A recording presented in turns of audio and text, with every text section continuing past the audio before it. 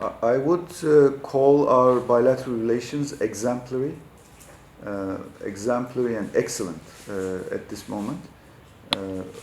Of course, there is always room for improvement and further development. Our trade is booming. Our trade, when I came here in 2020, it was $850 million. Now it's getting close to $1.5 billion. So that's a huge increase during the times of COVID. And our tourism from Bangladesh to Turkey is booming this year. Our investments are increasing. We have two large investments in Bangladesh. One is in the sector of household electronics and appliances. One of our most innovative companies called Arçelik, which is the subsidiary of Koç Group, they invested in Bangladesh through acquiring majority shares of Singer Bangladesh. They have been profitable since they invested 3-4 years ago, and now they just a few days ago they have I attended the groundbreaking ceremony for their new factory in the Japanese economic zone. Yeah, they will invest an additional amount of $78 million. They will build a new factory with high-tech production facilities. A second investment we have is in the field of energy and LPG. Another subsidiary of Koç Group. Koç Group is our largest conglomerate in Turkey. And their second subsidiary called Aygaz, it has partnered with United Group to invest in Chittagong, $150 million facility in the LPG sector. So they are filling and distributing gas cylinders to the households. So as you can see, we have also good progress in the investment field. Further, Turkish companies will come to Bangladesh, I am sure.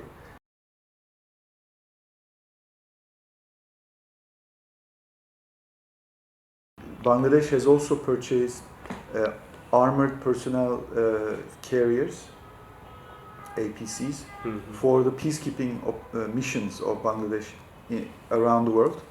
Because our carriers are very safe, because my country is also very active in peacekeeping.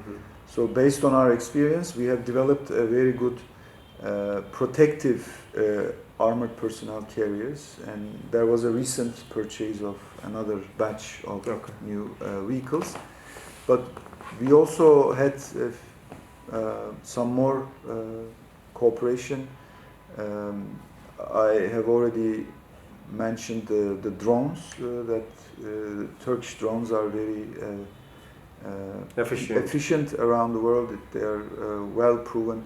We're exporting our drones to more than 20 countries now around the world, including Ukraine, and Libya and Azerbaijan and Ethiopia, where they made they were very effective.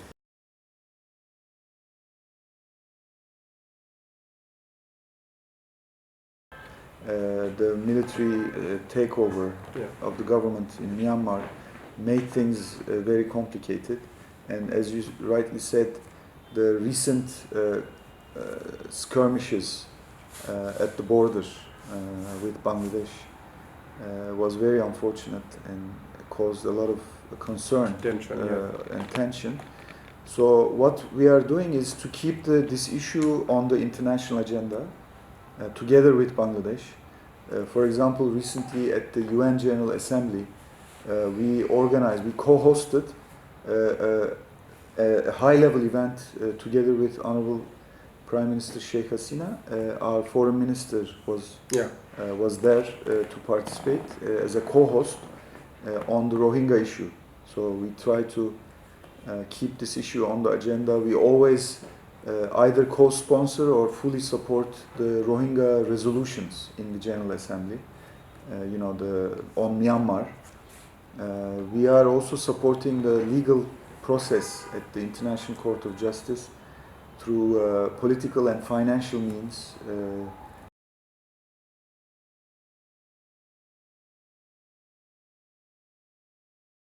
We obviously support the territorial integrity of Ukraine.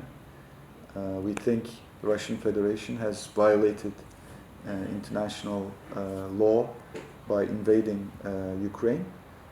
But on the other hand, we don't find the sanctions on Russia is having the necessary impact to stop the war. So we try to keep an even-handed approach towards both countries, and in fact our country is the only country that can talk to both sides at the same time. That's right.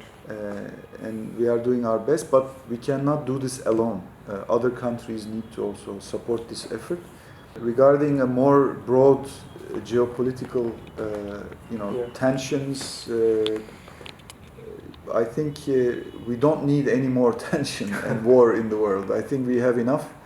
The countries need to be exercising utmost restraint to really not escalate political tensions into armed conflict. We will continue to play the mediation role.